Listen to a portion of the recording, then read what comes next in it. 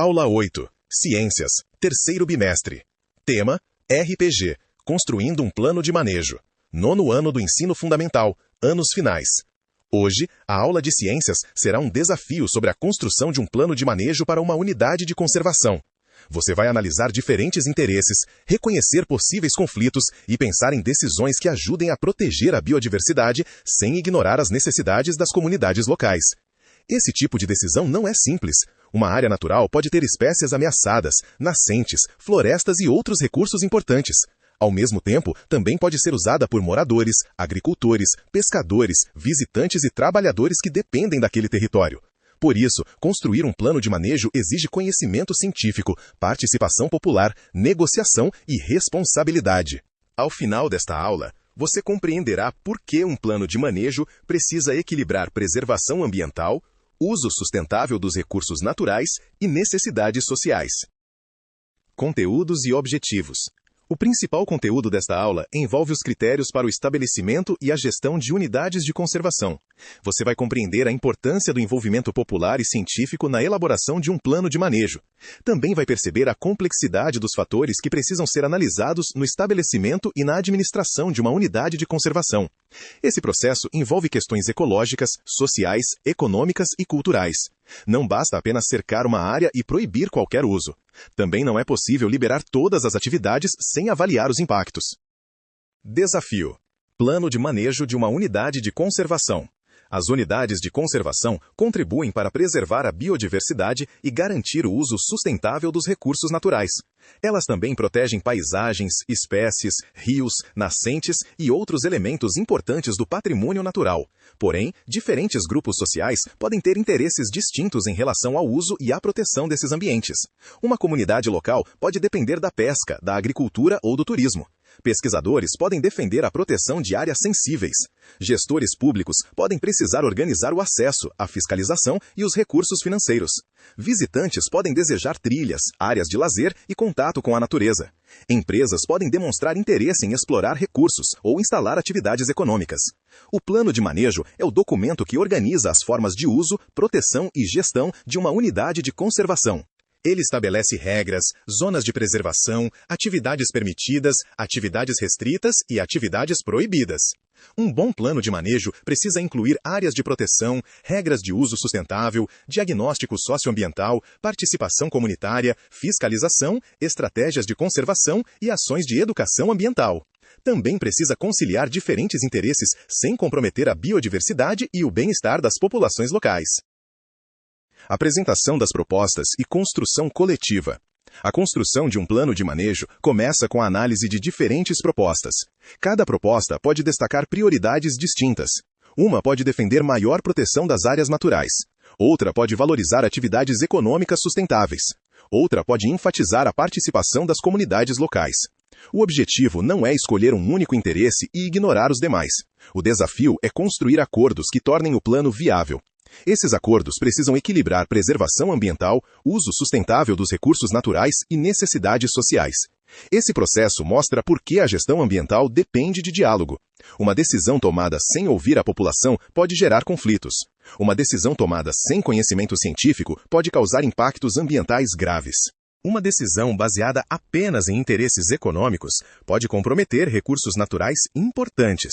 Por isso, ciência, participação social e negociação precisam caminhar juntas. Etapa 1. Análise das propostas. Uma proposta de plano de manejo precisa apresentar com clareza qual tipo de unidade de conservação é mais adequado para a área. Também deve indicar quais prioridades de proteção orientam as decisões. Essas prioridades podem incluir a preservação de espécies ameaçadas, a proteção de nascentes, a recuperação de áreas degradadas ou a manutenção de recursos usados por comunidades tradicionais.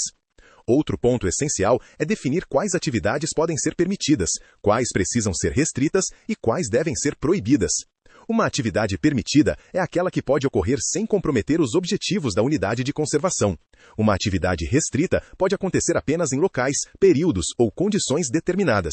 Uma atividade proibida é aquela que apresenta risco elevado para a biodiversidade, para os recursos naturais ou para a segurança da área. Outro ponto essencial é definir quais atividades podem ser permitidas, quais precisam ser restritas e quais devem ser proibidas. Uma atividade permitida é aquela que pode ocorrer sem comprometer os objetivos da unidade de conservação. Uma atividade restrita pode acontecer apenas em locais, períodos ou condições determinadas. Uma atividade proibida é aquela que apresenta risco elevado para a biodiversidade, para os recursos naturais ou para a segurança da área. A comparação entre diferentes propostas ajuda a identificar semelhanças, diferenças e possíveis conflitos. Essa análise é importante porque muitas decisões ambientais envolvem interesses legítimos, mas que podem entrar em choque. Etapa 2. Negociação entre diferentes interesses. Depois de analisar as propostas, chega o momento de negociar. Negociar significa buscar soluções para divergências. Também significa reconhecer que nem todas as ideias iniciais poderão ser mantidas exatamente como foram pensadas. Fazer concessões não significa abandonar a preservação. Significa ajustar propostas para que mais de um interesse possa ser atendido sem causar impactos ambientais significativos. Durante uma negociação, algumas perguntas são fundamentais. Quais propostas podem ser mantidas sem causar grandes danos ambientais? Quais ideias precisam ser modificadas para atender a mais de um grupo? Quais decisões são indispensáveis para garantir a preservação da área a longo prazo? Imagine, por exemplo, uma área com grande potencial turístico. Proibir totalmente a visitação pode reduzir oportunidades de educação ambiental e renda local. Liberar o turismo sem regras pode gerar lixo, erosão, perturbação da fauna e degradação das trilhas. Uma solução equilibrada pode incluir limites de visitantes, trilhas demarcadas, guias locais, horários definidos e monitoramento ambiental. Esse exemplo mostra que negociar não é simplesmente escolher entre permitir ou proibir. Muitas vezes, a solução está em estabelecer condições responsáveis de uso. Produção do plano de manejo. Depois da análise e da negociação, as decisões precisam ser organizadas em um único documento. Esse documento é o plano de manejo. Ele funciona como um guia para a gestão da unidade de conservação. Um plano de manejo bem estruturado precisa apresentar objetivos, caracterizar a área, identificar conflitos, organizar zonas de uso, definir estratégias de conservação e estabelecer formas de acompanhamento. Também precisa prever participação comunitária, sustentabilidade financeira e revisão periódica. Agora, você vai conhecer cada uma dessas partes. Introdução do plano de manejo. A introdução apresenta a importância ecológica e social da área. Do ponto de vista ecológico, a área pode proteger espécies nativas, hábitats, rios, nascentes, solos e paisagens. Do ponto de vista social, pode contribuir para a qualidade de vida, para a cultura local, para o turismo sustentável e para atividades econômicas de baixo impacto. Os objetivos gerais do plano devem deixar claro o que se pretende proteger e como isso será feito. Entre os objetivos possíveis estão conservar a biodiversidade, manter os recursos naturais, regular atividades humanas e promover o uso sustentável. Outro objetivo importante é garantir equilíbrio entre conservação ambiental e desenvolvimento social. Outro objetivo importante é garantir equilíbrio entre conservação ambiental e desenvolvimento social. Caracterização da área. A caracterização reúne informações sobre o local onde a unidade de conservação está situada. Ela deve indicar o bioma, o tipo de vegetação, a fauna típica e a presença de rios, nascentes, trilhas ou áreas degradadas. Também precisa considerar o histórico de uso do território. Esse histórico pode incluir extração de madeira, agricultura, pecuária, turismo desordenado ou tradições locais. Conhecer o passado da área ajuda a compreender os problemas atuais. Uma região que sofreu desmatamento, por exemplo, pode precisar de recuperação vegetal. Uma área com turismo desordenado pode precisar de controle de visitantes. Uma região tradicionalmente usada por uma comunidade pode exigir regras que reconheçam os modos de vida locais.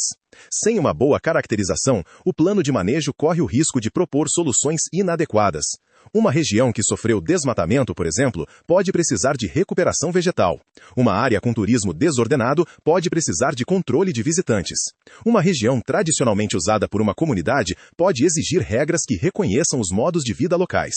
Sem uma boa caracterização, o plano de manejo corre o risco de propor soluções inadequadas. Diagnóstico socioeconômico. O diagnóstico socioeconômico identifica quem vive na região e quais atividades econômicas existem. Podem viver no entorno comunidades tradicionais, agricultores, pescadores, pequenos comerciantes, artesãos e trabalhadores ligados ao turismo. Entre as atividades econômicas podem aparecer agricultura, pesca, turismo, pecuária e artesanato. O diagnóstico também precisa identificar conflitos. Alguns conflitos envolvem o uso excessivo dos recursos naturais.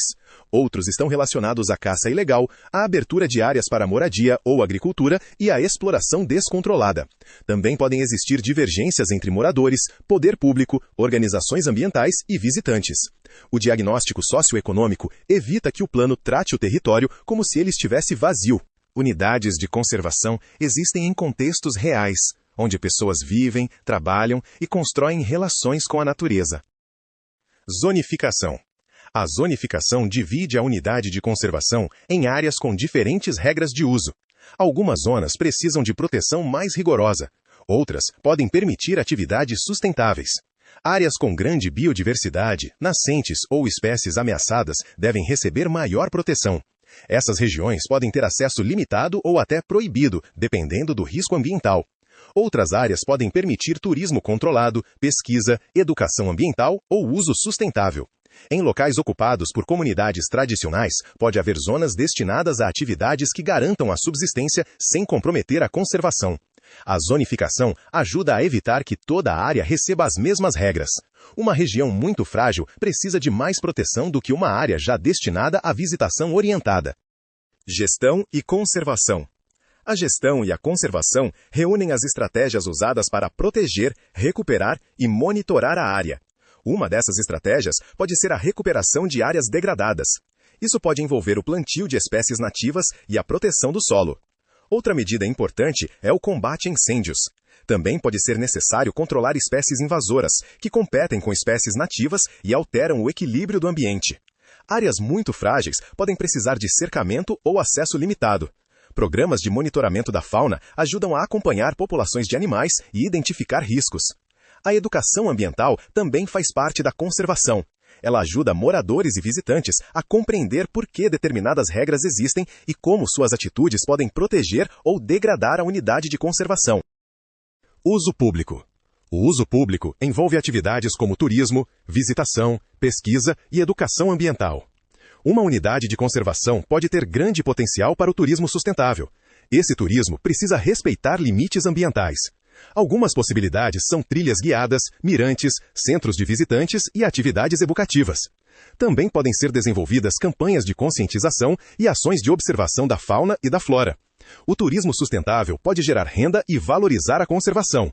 Porém, sem planejamento, pode causar lixo, barulho, erosão, retirada de plantas e perturbação dos animais. Por isso, o plano de manejo deve indicar onde a visitação pode acontecer, quantas pessoas podem entrar e quais comportamentos são permitidos. Participação comunitária.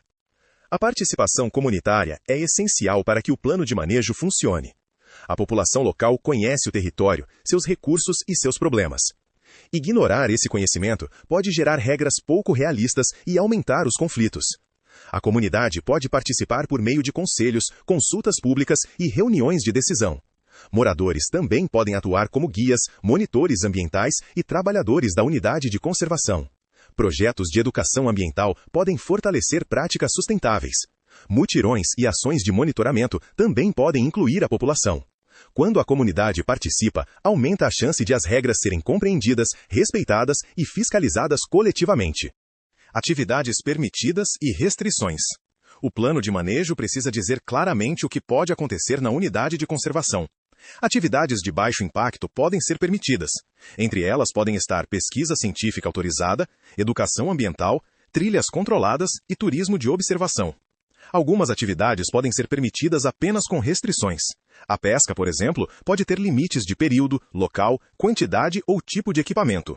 A visitação pode depender de agendamento e número máximo de pessoas. Outras atividades podem ser proibidas. Entre elas podem estar caça ilegal, desmatamento, extração sem autorização, descarte de resíduos e ocupação de áreas protegidas.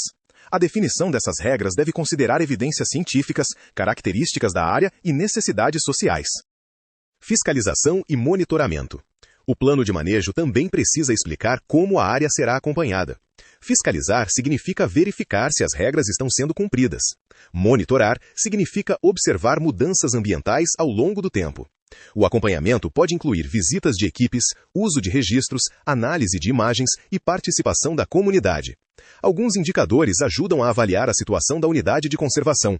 Entre eles podem estar o número de espécies observadas, a qualidade da água, a quantidade de áreas degradadas e a ocorrência de incêndios.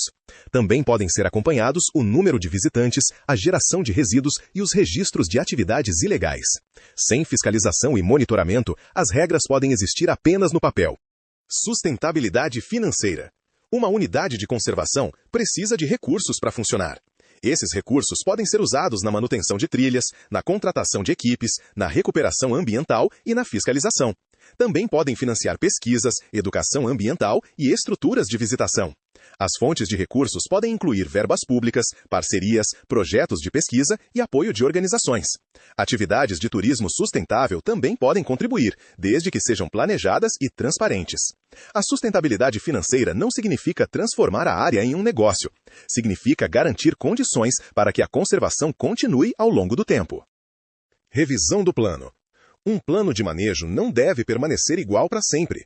As condições ambientais e sociais podem mudar. Por isso, ele precisa ser revisado periodicamente. Uma possibilidade é realizar a revisão a cada 3 ou 5 anos. Alguns acontecimentos podem indicar a necessidade de uma revisão antecipada. Entre eles estão mudanças ambientais significativas, novos conflitos e falhas nas estratégias atuais. O surgimento de espécies ameaçadas também pode exigir novas medidas. O aumento do turismo ou da pressão demográfica pode tornar necessárias regras diferentes. Revisar o plano não significa que ele estava errado. Significa reconhecer que a gestão ambiental precisa acompanhar novas informações e mudanças no território. Encerramento com suas palavras. Nesta aula, você estudou a importância do plano de manejo para uma unidade de conservação. O plano de manejo organiza o uso, a proteção e a gestão da área. Ele define regras claras, zonas de preservação e atividades permitidas, restritas ou proibidas. Também orienta a tomada de decisões e ajuda a conservar a biodiversidade. Ao mesmo tempo, considera as necessidades das comunidades locais e o uso sustentável dos recursos naturais. Os conflitos mais comuns envolvem uso da terra, extração de recursos, turismo desordenado, caça e expansão agrícola. Também podem surgir divergências entre moradores, gestores, pesquisadores, visitantes e organizações ambientais. O plano de manejo ajuda a enfrentar esses conflitos ao estabelecer limites, criar zonas específicas e definir regras de uso. Ele também inclui a comunidade nas decisões e propõe estratégias que conciliam conservação ambiental e bem-estar social. A construção desse documento exige conhecimento científico, participação popular e capacidade de negociação. Um bom plano não protege apenas plantas e animais, ele também organiza a relação entre as pessoas e o ambiente. Agora, revise as ideias principais. O que é um plano de manejo? Por que a participação da comunidade é importante? Qual é a função da zonificação? Que tipos de conflitos podem surgir em uma unidade de conservação? Por que a fiscalização e o monitoramento são necessários? Por que o plano de manejo precisa ser revisado ao longo do tempo? Assim, finalizamos nossa aula. Até a próxima!